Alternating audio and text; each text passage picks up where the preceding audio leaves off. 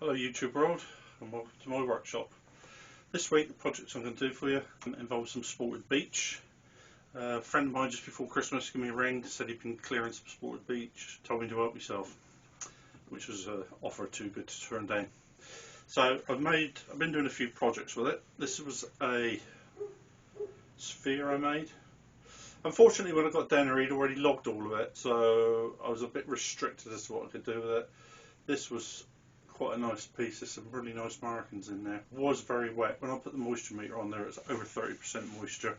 So what I've done is I've turned it, I've hollowed it, left the walls quite uniform thickness, and I'll just leave it down in the workshop to dry out. It does dry out surprisingly quick. The thing I turned was this vase, and disappointingly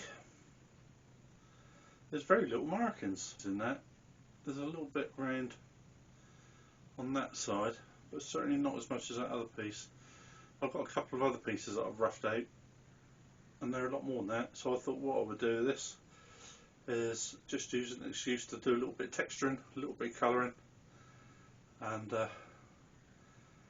just to brighten it up a little bit. So that's what we're going to do this week. Before I start that though, what I want to do is just show you something that I use just to clean up my workshop floor. I was stood in a fast food restaurant, took my grandchildren down. When I was waiting to be served, I noticed a guy with the fries, and he used a Y-shaped tool just to scoop the fries up and put them straight into a bag. And I was looking at this and I thought, what a brilliant idea. I thought it was a brilliant idea for cleaning all the sawdust up off my floor. So I'll just quickly show you what I made and how I use it. So this is what I made. As you can see, it's just a big dustpan really, but it's a Y shape, open at both ends, and just made up from a load of scraps, offcuts of plywood, and this is how you use it. So all you need to do is just sweep all your sawdust into a pile, slide that under there, slide the bag in there, and then that will just funnel straight into your bag.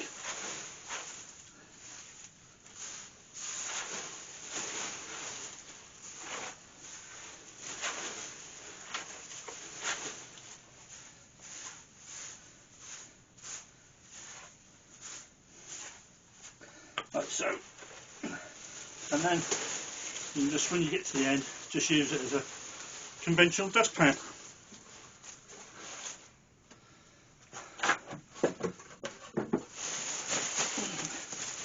And there you have the vast majority of shavings up off the floor in seconds.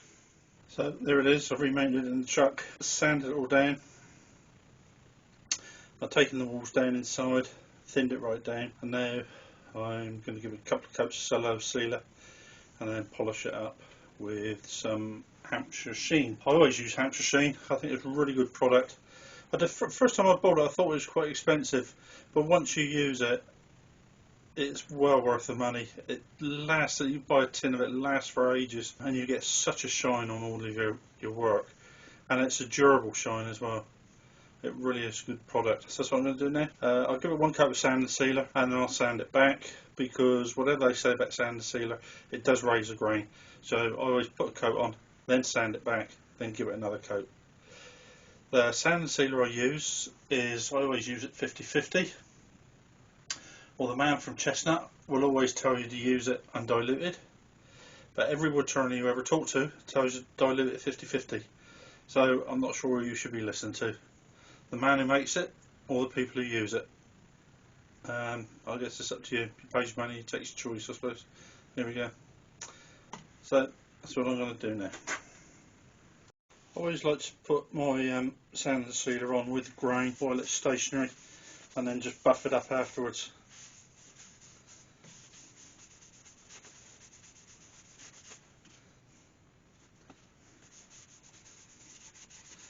That sand sealer is making that grain pop.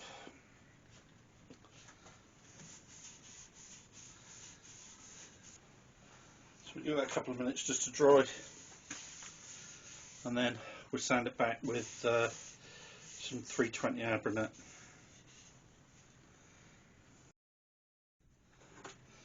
So I've sanded that down, it's dried off, so I'm just going to give it another coat of sand and sealer. I always use a chestnut sand and sealer on this, so the cellulose one. It dries a lot quicker, and you do seem to get quite a nice shine off of it. But I think it's really the speed that it dries at is what attracts me to it. I tend to be a little bit impatient with these things, and you don't have to wait with this one.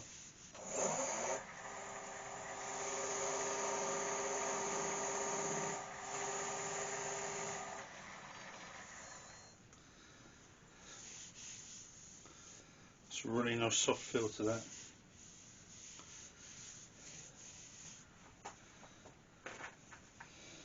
So what I want to do with this is I'm going to put a band of texture and colour around there, and then a small band around there, and I'm going to burn in black lines, just wire burn them on either side. So I'll turn the camera off, I'll set all that out, and then you can come back and have a look at it. Right, there are my black lines. What I'm going to do is just mark it with a skew.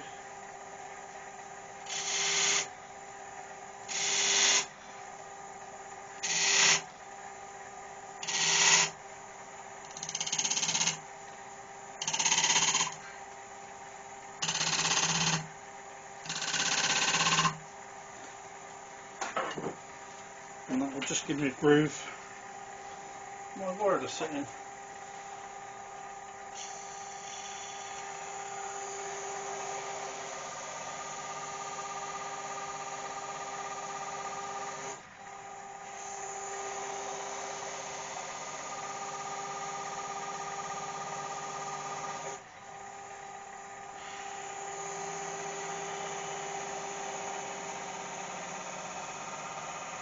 Literally, all that I'm doing here is holding a piece of wire onto the wood, and that groove I've already cut into the wood, and the friction heats the wire up, and it just burns a black line into the piece of wood.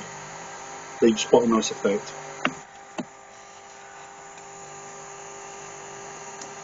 That's a great bit of camera work. You can actually see what I'm doing.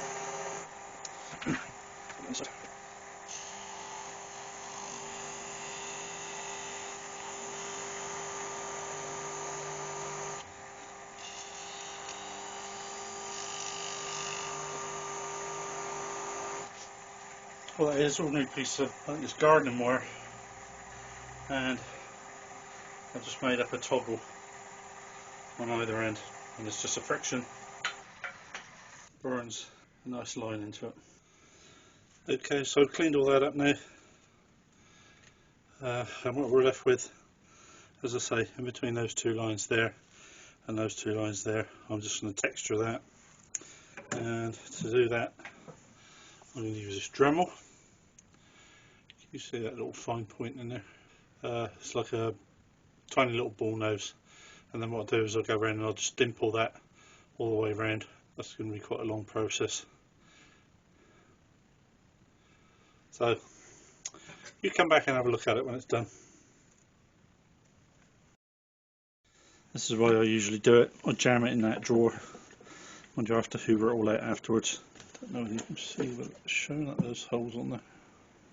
Oh, there we go. So I just try to make a very random pattern with that Dremel. I'll just show you a few just to. It's supposed to be random, but it usually ends up doing some sort of pattern.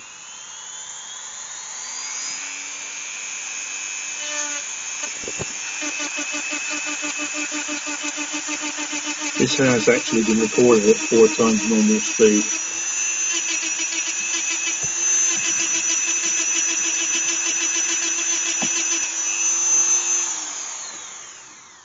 As you can see, very tedious, very long, and very boring. We get there eventually. So there it is, it's dimpled all the way around. Just need to clear all the sawdust out. I did sand it down again because it does throw up loads of burrs. I've got to say, that dark brown stuff, that's very hard compared to the rest of it. You just need to get all the sawdust out of the dimples. What I'm going to do is mask that off. I'll use this, I'm not sure what it is, you can get it off the internet. It's like a sticky tape, plastic, but it's very good because it will bend. If you want to, I guess it's pinstriping tape that probably the automotive industry use, because you can actually bend it round corners. So I find with this it's very good, because quite often you're trying to mask this off and you haven't got a straight line. So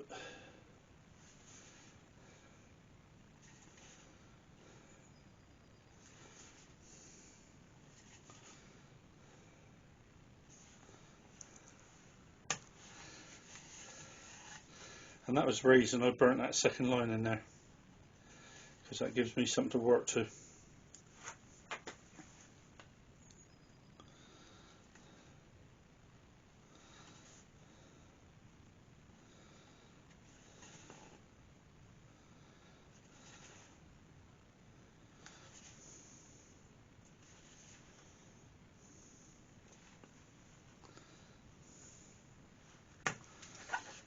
Yep, that's that. I'll just do the other end. What I've done is I've masked it all off. I've used the white tape to go, because that gives me a nice fine line around there, and then I've used masking tape just to cover the rest of it off. Now what I normally do is I spray this with black ebonising spray and then paint over the top. But I think because that wood is so white, I think I might leave it and see what it comes out like. If I don't like it, I can. The great thing about colouring on wood, if you don't like it, you just sand it off and you start all over again. It's a great way to go. What I'm going to do, I'm going to paint this now with, this is a technique I first saw Liz, I think what her second name is, Liz somebody. I was down at Yandles and she was giving a demonstration down there. One of the things she did was she'd done some decorated bowls that she calls dragon scales, and she uses a technique called dry painting, which I believe may come from Nick Ager, but I may be doing her an injustice. So what you do is you get I'll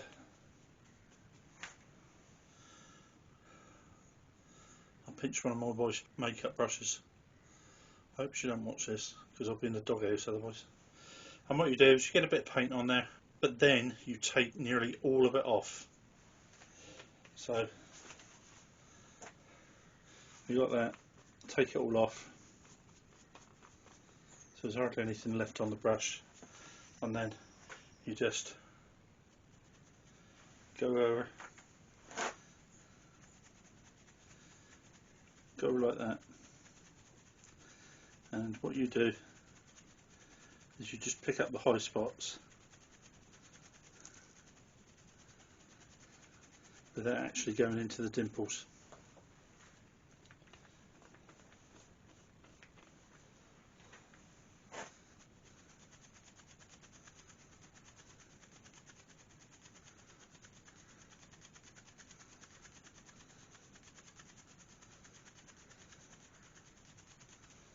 And the paint I'm using is a metallic acrylic, and this is some sort of green, I can't read what that says. And then so what you do, just work your way around, keep working in different directions. And it's funny because you do it and do it and do it and you don't seem to be getting anything on there, and all of a sudden it changes colour.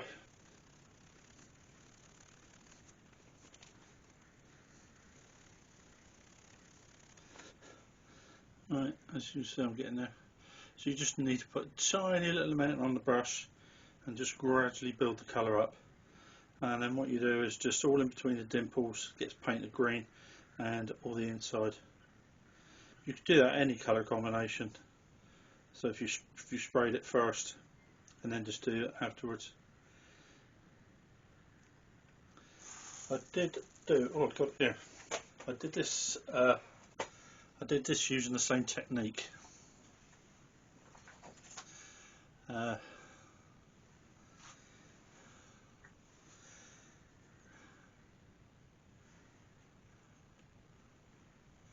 You see that. And what was funny about that, I sprayed it with black ebonizer spray, but then I used a red on there, but it can make purple. Now I dare say there are people out there who understand the colour wheel a lot better than I do, and they probably know why that happened, but I was quite pleased with the colour.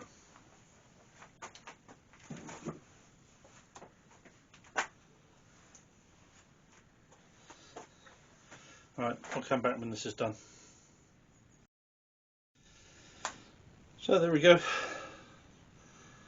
built that colour up.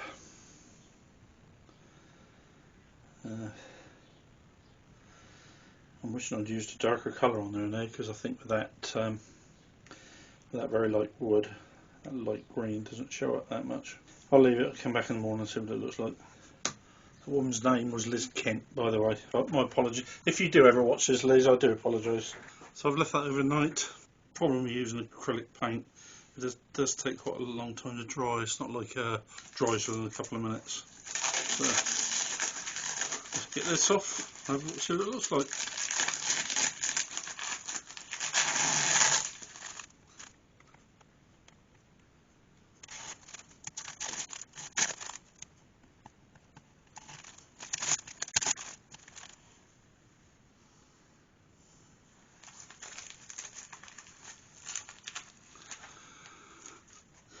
That's not bad at all.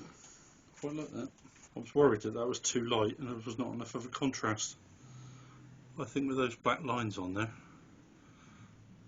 really emphasises that. I think it looks very nice.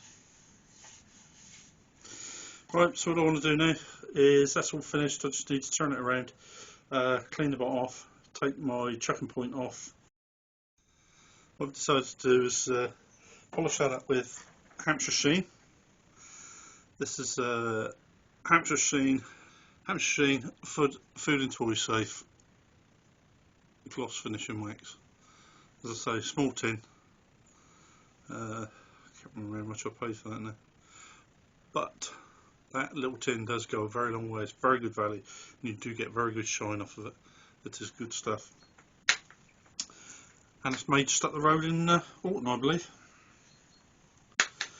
So we're going to polish that up. I'm not going to put anything on there, because obviously the wax, if I try to put wax on there, all it's going to do is fill all the holes.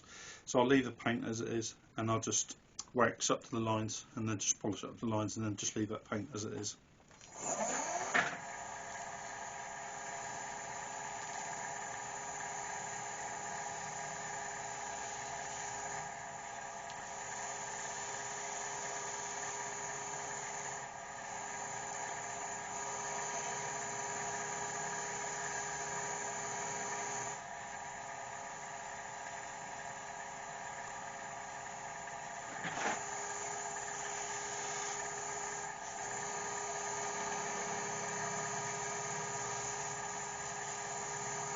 Now just get a clean piece of paper towel just to buff that up.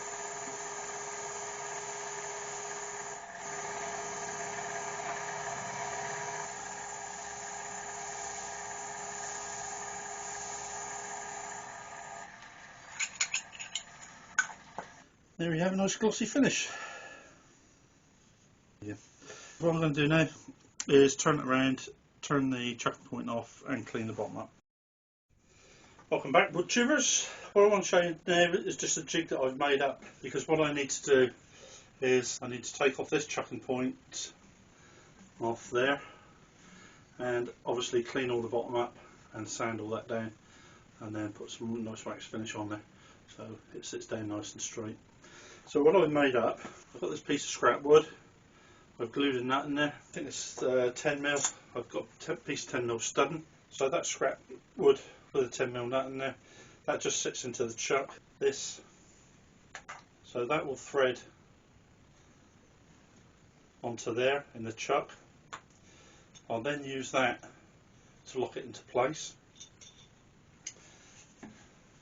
The vase will then sit in there. That piece of wood will sit up tight on the bottom, like so, like that, and then that cone will sit in there, and I'll just slide that up, tighten that down, and then I'll bring up my revolving centre up to the end of the vase, and that'll hold that in tight in place like that, and it should spin true, and then I can just clean the bottom up. The great thing about this is you can use it for any size. It's fully adjustable. You can change different ends because that just unscrews on there, so that comes straight off. You can use a different cone, different size vases. You could even probably use it on a big bowl if you wanted to, if you had a turned piece on there big enough. So it's very versatile. You can use it on any shape, any sizes. Quite clever. There we go, so that's all set up now. And what it is, the end of that jig sits in the bottom of there. That sits in there, so it's the bottom of that vase is pinched right in between the two pieces. I suppose I should at this point make some sort of disclaimer. Your health and safety is your own responsibility. This is the way that I do it, and I'm not telling you it's the way that you should be doing it, but I just find this a very good way of cleaning the bottom of these long hollowed objects.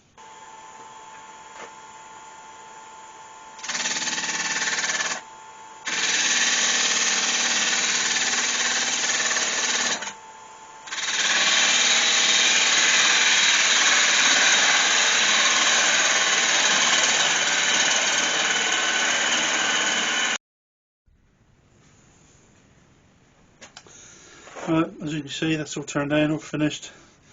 So I just need I've got a little nub left on there, so I'll just chisel that off, and there's a big crack through there, but I'll have to fill that with put some CA glue in there. So I'll just sand that down and put sand sealer, a bit of wax on there, and then that should just clean up nice. That's it, finished. Just quickly show you what I use for sanding. Is I use this stuff called Abranet. It's made by Mirror, I think they're the manufacturers of it. And as you can see, it is just a net. What it does is allows the sawdust to actually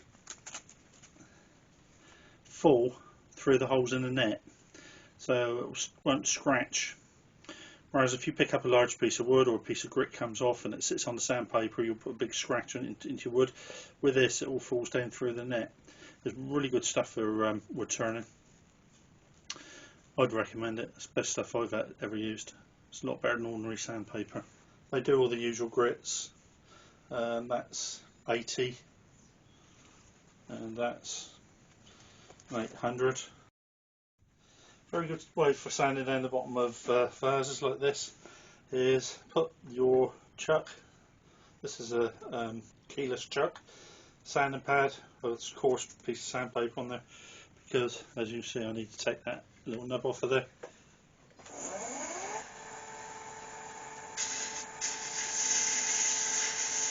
And that will sand out of the way in no time at all. It's very coarse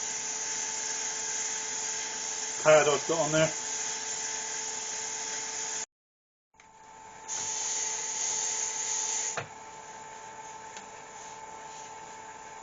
So there you go, sanded right away. And what I'll do now is I'll put a bit of sand sealer on there, I'll put a buffing wheel in there and just polish the bottom up, and that's us done. So there we go, wood tubers, all finished, bottom's turned down, sand and sealer on there, and that is, as you can see, it's turned into quite a nice piece.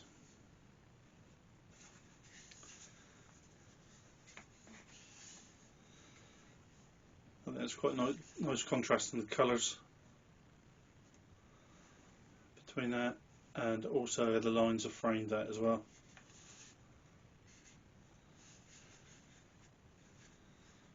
Quite an enjoyable piece to work on as well. So there we go. So once again, I would say to you, if you have enjoyed it, please give it a like, and please subscribe as well, because it does encourage me to put other stuff out there. If I know other people are watching it, other people are enjoying it, it does encourage me to put other stuff out. So once again, thank you very much for watching. This has been Steve Howe. Been another enjoyable day in the workshop. So thank you very much. Goodbye.